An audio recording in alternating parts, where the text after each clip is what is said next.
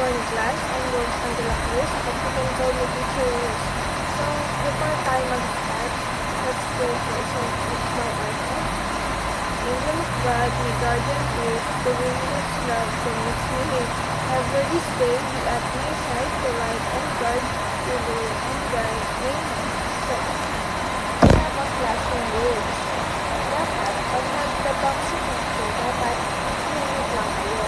And pag may kailangan o kasagot, inis na lang yung 5 minutes na. So, before we start, tuloy muna yung mga palit sa ilalim ng mga lamesa ninyo. At kung may nakikita ko yung mga iunaw, pwede na kayo uminom para pag mag-start tayo, wala nang sakit. Understood? So, yesterday, we learned about noun and verb. So, ano nga ba ulit yung noun? So, a noun is a word that names a person, place, things, or idea. So, yung verb naman is a word that expresses an action or a state of being. So, may papakita ko sa inyong flashcard dyan. Sasabihin nyo kung noun ba ito or verb ba. So, eto yung mga flashcard natin. So, think, is it a noun or a verb? Noun, very good. So, next, mix or halo. Is it a noun or a verb? Verb is correct. Next is blend. Is it a noun or a verb? Very good. Next, brush. Noun is correct. Color, noun or verb? Very good. So, let's play. I will divide you into 2 groups, then mag-rock, paper, scissors, shoot kayo, then kung sino ang matatalo, siya ang magsasabi ng colors na nakikita niyo sa screen. So, natalo ang group ko now. Tell me, anong color ang nakikita niyo sa screen? So, anong color to? Red is correct. What about this? Green. This one? Yellow. Violet. Orange. And very good color blue. So, since we finished our last game, let's play again. So, I called it What's in a Box. So, ang gagawin dito, or yung direction dito is, bubulot kayo. Dapat close yung eyes, bawal madaya. And yung unang makakakuha ng pieces ng same color, siya yung mananalo and will get a prize later. So, I will divide it into 2 groups again. Then, I have here a box. And sa loob ng box, meron mga popsicle sticks. Ang gagawin nyo lang ay bubulot na kayo. Dapat nakapikit, bawal madaya. Ang unang group na makakakuha ng tatlong pare-parehas na kulay is siyang mananalo and will get a prize to be later. So, dahil tapos na yung game natin, I think meron na kayong idea kung about saan yung topic natin for today. So, ang topic po natin for today ay colors. Primary and secondary colors. So, here's our topic for today. Color. So, ano nga ba yung color? So, what is color?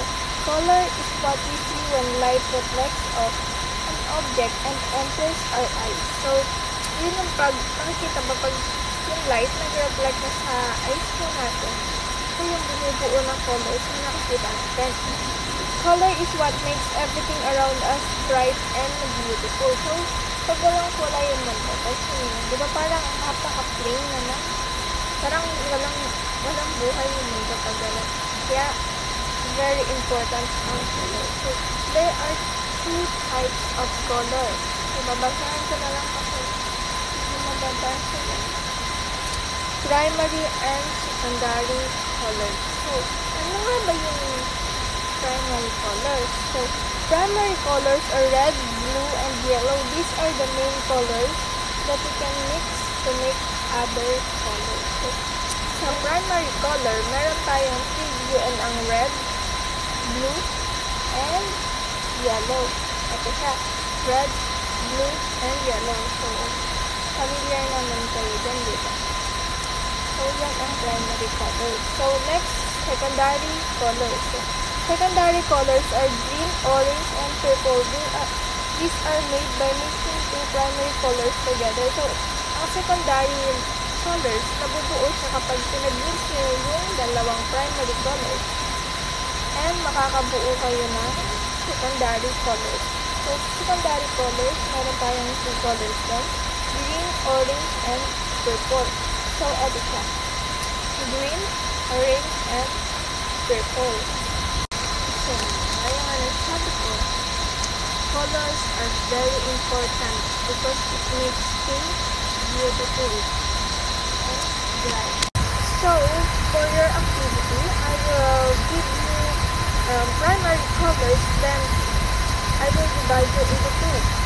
Then you can count 1, 2, 1, 2.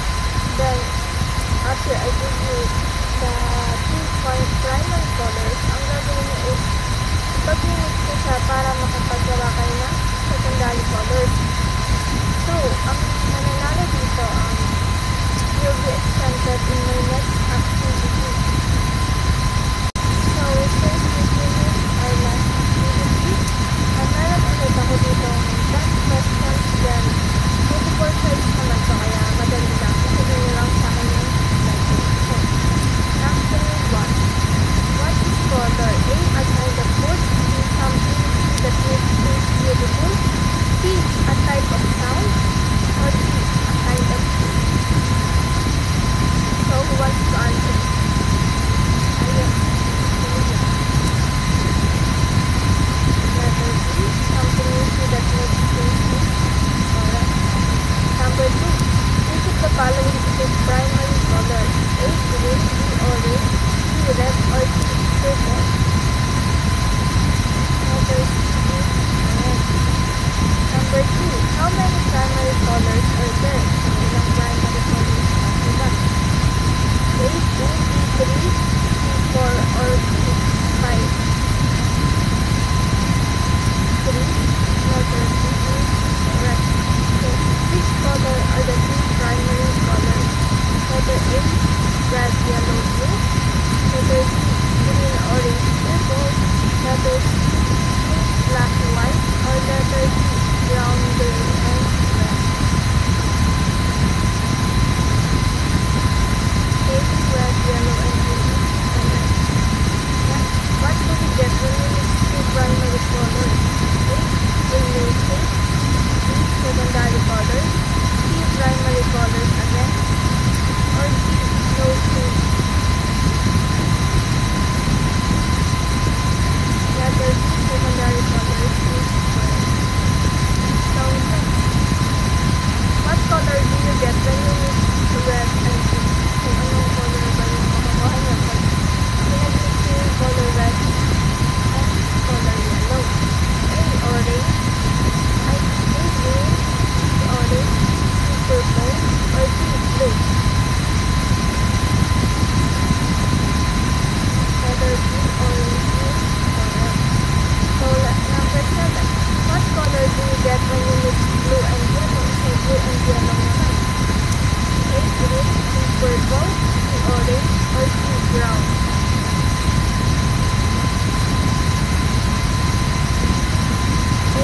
Correct. So what color do you get when you mix red and blue? A, orange. B, purple. C, green. Or D, yellow.